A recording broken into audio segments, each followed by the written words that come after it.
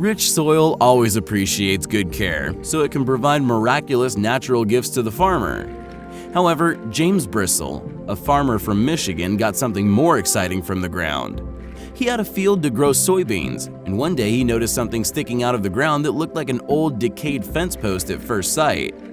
However, the find turned out to be much more amazing.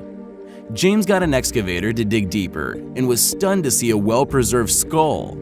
These were the bones of a woolly mammoth that lived on the planet about 15,000 years ago. The multi-ton giant was approximately 40 years old when it died. Archaeologists found most of the animal's skeleton, including the almost intact skull with tusks, though they did not find its limbs. Apparently, some hunters separated and took the limbs and put the mammoth's body in storage.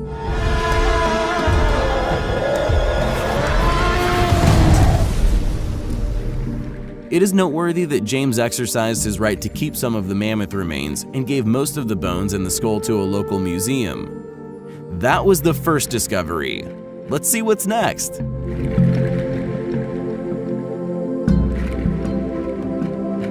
A landowner with a plot near Buenos Aires could not even imagine the treasure his ground held inside. While walking around his farm, Jose Nieves discovered a part of an unidentified object in the ground, but it resembled of a dinosaur eggshell. Actually, the reality was much more fascinating. The farmer did not leave it as it was, but decided to dig the relic out. The find turned out to be much bigger than an assumed egg, as it was over 3 feet long. An explanation was offered by paleontologists who stated the object was a shell of a prehistoric animal that existed during the Ice Age, namely a young glyptodont, a kind of armadillo that inhabited our planet more than 10,000 years ago.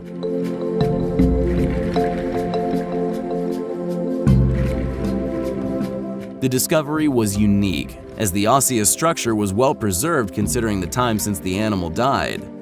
This find shows how amazing and mysterious nature is, as it stores numerous valuable puzzles of our past.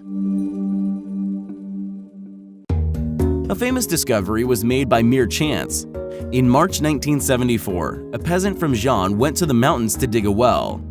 To his surprise, he found many ceramic fragments sticking out of the ground instead of water when digging. This became one of the most significant archaeological finds of all time.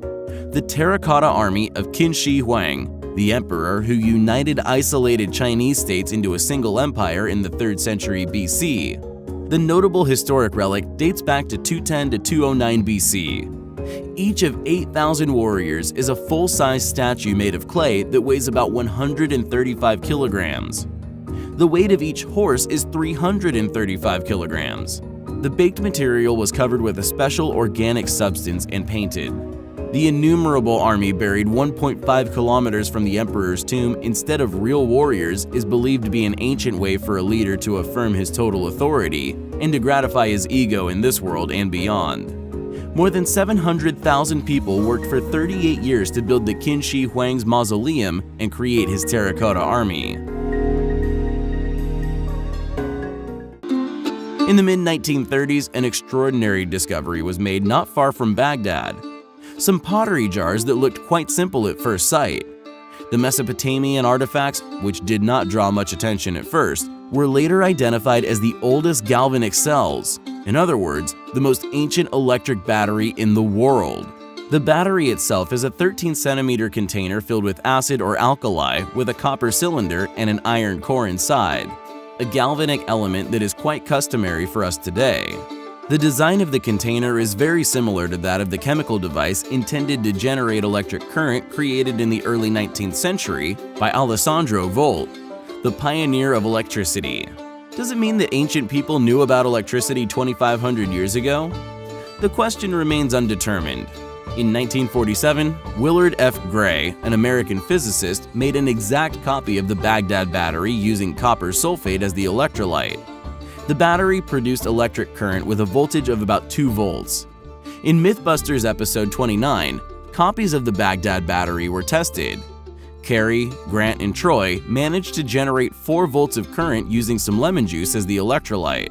Holy! We have 4 volts! 3 volts! Oh, yeah!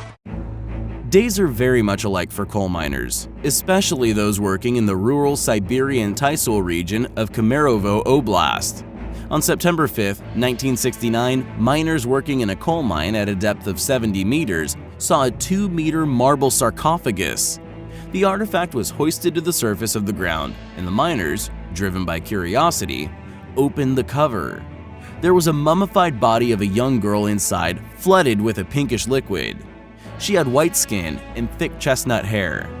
That very evening, special service agents arrived in the village and loaded the sarcophagus into a helicopter. The discovery was named Tysul Princess. Scientists were stunned. The body taken out of the liquid started browning rapidly, but was restored to its original color when placed back into the sarcophagus without any signs of decay. It turned out to be impossible to determine the production technique and the content of the liquid filling the coffin. It is reasonable to assume that the girl belonged to a civilization that was much more highly developed than ours. However, there is no reference to the mysterious Tysul Princess in scientific publications or news feeds. There are no authentic video materials to prove this exceptional discovery.